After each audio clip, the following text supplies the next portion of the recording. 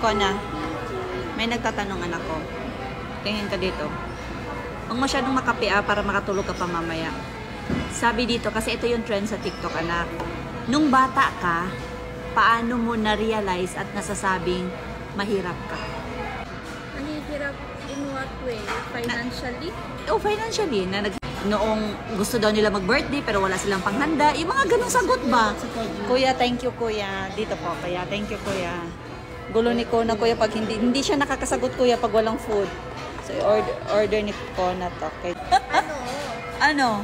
Nung bata ko, never ko naisip yun kasi natuto ko maging grateful sa meron sa akin. Yun yung Pang-miss nyo kayo og sagot. Uy, yun totoo. Yun yung pinakaunang tinuro ni Mama. Always be grateful in what you have. Oh. Fake eh siya masagot, guys. Ay, hindi ko yun. Tinuro ni Papa mo yun? Ayun, tinuro ko. Anong tinuro ko? Wala. Anong tinuro ko? Bili ng bili. Okay, maniwala guys.